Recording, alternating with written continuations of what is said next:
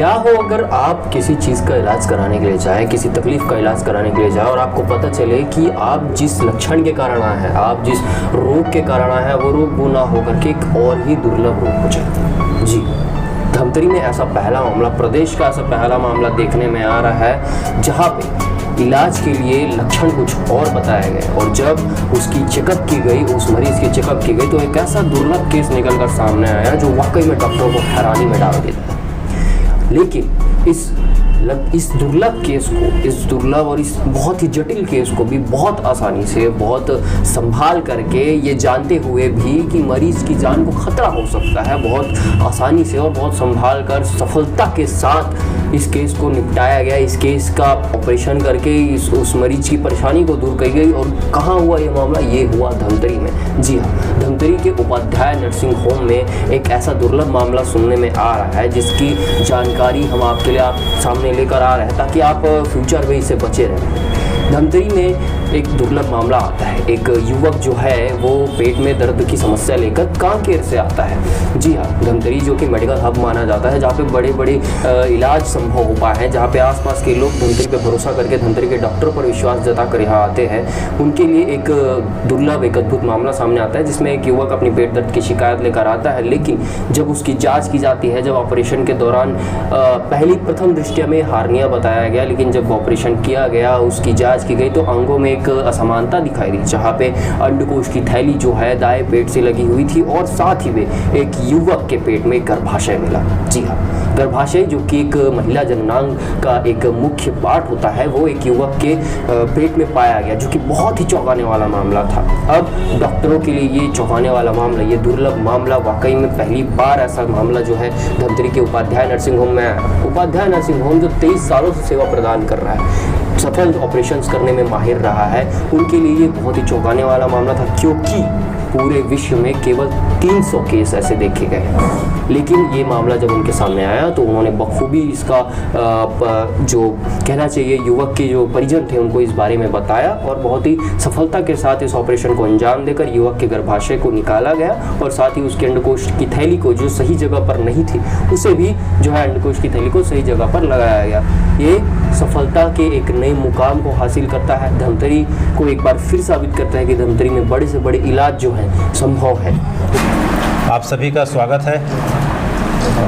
धमतरी पत्रकार संघ, print media और इलेक्ट्रॉनिक मीडिया का मैं अस्पताल की तरफ से धन्यवाद आपको ज्ञापित करता हूं कि आप सब इतना बहुमूल्य समय निकाल के एक दुर्लभ केस का मामला जो अभी अस्पताल के माध्यम से जिसका ऑपरेशन किया गया है उसकी रिपोर्टिंग के लिए आप उपस्थित हुए हैं। तो अतः आप सबको मैं पुनः धन्यवाद देते हुए मैं केस की आपको एक ब्रीफ रिपोर्टिंग कर रहा हूं। हमारे अस्पताल में 25 इस महीने की 25 तारीख को कांकेर क्षेत्र से 27 वर्षीय नवयुवक को उसके परिजन हॉस्पिटल में लाए थे और उसकी मुख्य तकलीफ़ यह थी कि उसके दाई जांघ में सूजन था और पेट में काफ़ी तेज़ दर्द था पिछले कुछ दिनों से।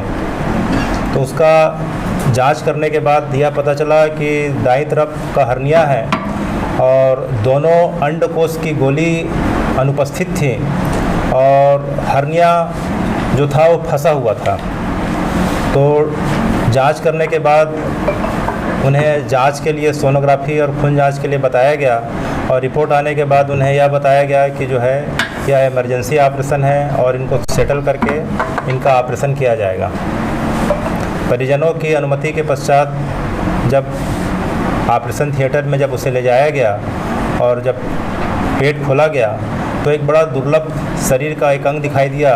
वह अंग यह था कि 27 वर्ष का नवयुवक जिसके शरीर के जनन अंग जो है पुरुष के समान थे, मुतेंद्री जिसको बोलते हैं, पेनिस बोलते हैं, और उसके पूरे शरीर के जो लक्षण थे पूरा पुरुषों के समान थे। लेकिन जब हम पेट खोल के जब देखते हैं हर्निया के लिए तो जो हर्निया का जो कंटेंट होना चाहिए उस जगह पे वहाँ गर्भाशय पाया गया। गर्भाशय और गर्भाशय की नली जिसे हम फैलोपियन ट्यूब कहते हैं वह पाया गया और फैलोपियन ट्यूब के नीचे अंडकोश की जो 2 गोली होनी चाहिए वह फैलोपियन ट्यूब के नीचे पाई गई।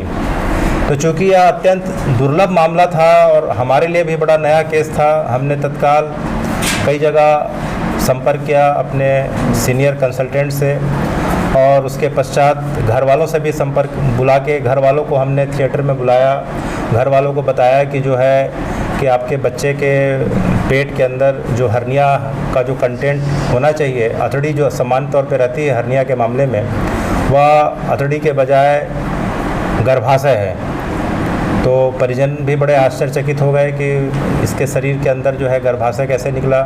तो फिर हमने उन्हें समझाया और फिर बता के उनके अनुमति के बाद गर्भाशय को और फैलोपियन ट्यूब नसबंदी की जो नली होती है उसे जो है ऑपरेशन के माध्यम से बाहर निकाले, और जो दाहिने तरफ की अंडकोश की गोली थी उसे हमने दाहिने अंडकोश में प्रस्थापित किया और बाएं तरफ की गोली को निकालकर हर्निया का ऑपरेशन किया।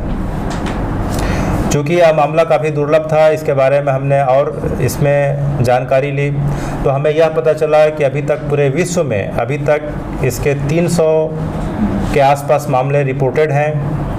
छत्तीसगढ़ का संभवतः या पहला रिपोर्टिंग का मामला दिखाई पड़ रहा है, क्योंकि अभी तक डॉक्यूमेंटेशन में नहीं आया है, और धमतरी से लेकर पूरे बस्तर संभाग का ये पूरी तरीके से प्रथम केस है। इस बीमारी को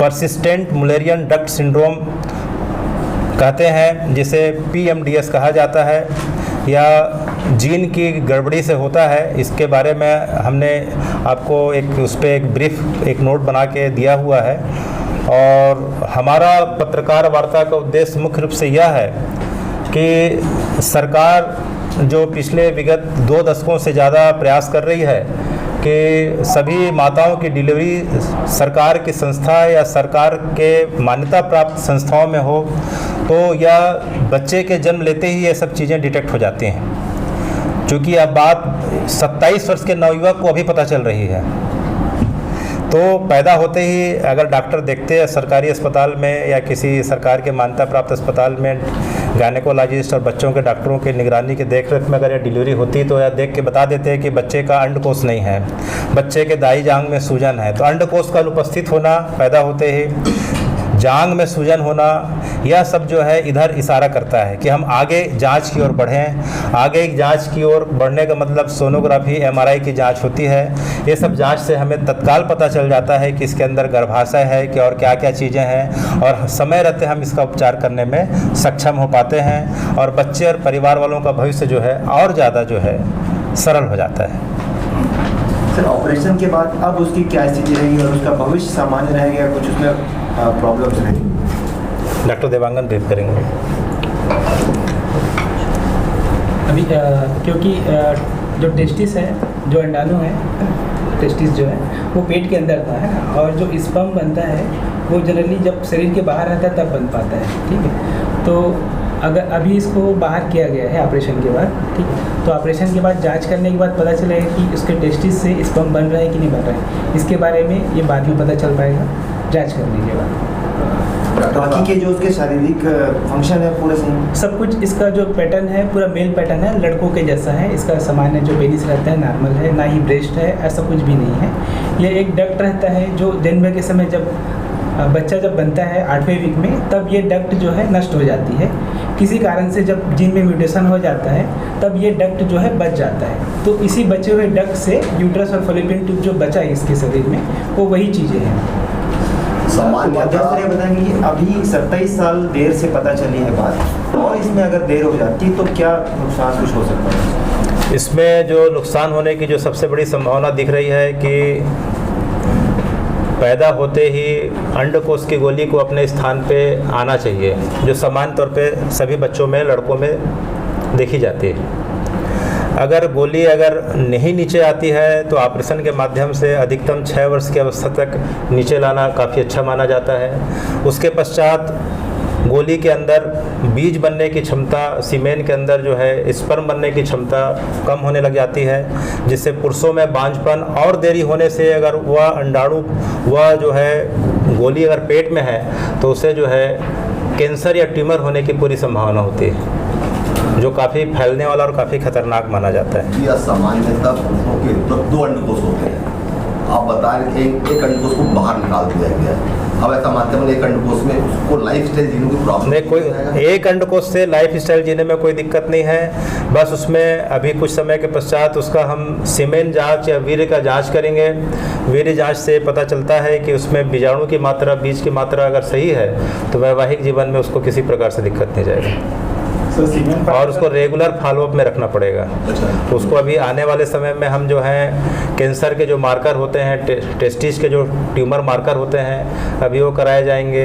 एंडोक्राइनोलॉजिस्ट जो होते हैं उनसे अभी सलाह के लिए उनको भी सलाह दी जाएगी, अब उनको सलाह लेना है। तो ये जो भी जांच है धमकी में हो जाएगा डॉक्टर? ट्यूमर मार्कर यहाँ हो जाएगा, कैरियोटाइपिंग हो जाएगी। आप बता रहे हो काफ़ी रूरल बेल्ट के रहने वाले हैं, गरीब परिस्थिति के लोग हैं, तो क्या यहाँ हो जाएगी, हो जाएगी। सर सीमेन फॉर्मेशन होता था उसको पहले, सीमेन फॉर्मेशन चूँकि बच्चा अविवाहित है, अभी 27 साल का है, अविवाहित है, तो इसके बारे में जो है वो पूरी तरीके से बताने में सक्षम नहीं है। बस ये बता पा रहा है कि जो है उसकी जो है गोली कभी कभी ऊपर और कभी कभी नीचे होती थी, अंदर बाहर होती थी, लेकिन पिछले कुछ दिनों से अटक गई थी। सर हर्निया कौन सा था सर? दाहिने तरफ का इंग्वाइनल हर्निया, जांग का हर्निया। अभी प्रॉब्लम होने के पहले उसकी लाइफ स्टाइल नॉर्मल थी, परिजनों ने क्या बताया? लाइफ स्टाइल उसकी पूरी तरीके से नॉर्मल थी। वह पूरी तरीके से मेल अर्थात पुरुष के फीचर पे है लड़का। उस शरीर के पूरे जनन अंग और उसका बिहेवियर जो है पुरुषों के समान है। उसके अंदर एक भी ऐसा जो है करेक्टर ऐसा नहीं है, करेक्टरिस्टिक की जो है हम बोल सकें कि जो है स्त्रियों के लक्षण है या लड़कियों के लक्षण है। मेरा सवाल ये डॉक्टर साहब कि 27 साल के बाद उसको प्रॉब्लम है, हार्निया की संभावना से घर वाले लाया, तो क्या 27 साल वो नॉर्मल जीवन जी लिया होगा? आराम से था। हर्निया जब फंस गया तब उसको तकलीफ हुई। कई बार हर्निया जो है बहुत लंबे समय तक चलते रहता है, जब फंस जाता है तब इमरजेंसी रहती है। हर्निया के लिए आया था क्या वो? हाँ, जांग में सूजन हो गया और पेट में दर्द हो रहा है करके आया था वो। और उसके पहले हर्निया उसका चढ़ता उतरता था, माने अंदर चले जाता था। अब इस बार अंदर नहीं जा रहा था, फंस गया था तब आया था वो। पिछले 5-6 दिन से अंदर नहीं जा रहा था। कितना दिन एडमिट था टोटल? 25 तारीख को एडमिट हुआ और आज डिस्चार्ज हो गया।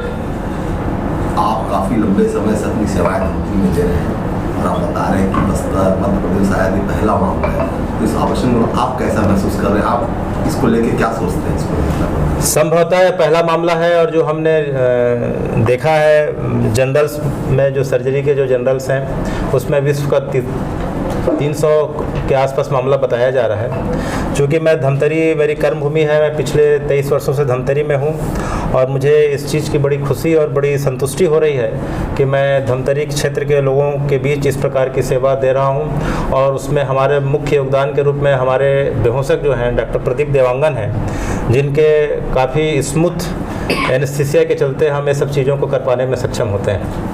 और भी हम इस प्रकार के दुर्लभ मामले करते रहें, हम यही अपेक्षा करते हैं। और लोगों को जो है, चूँकि हमारा क्षेत्र बहुत सारे मामलों के कारण,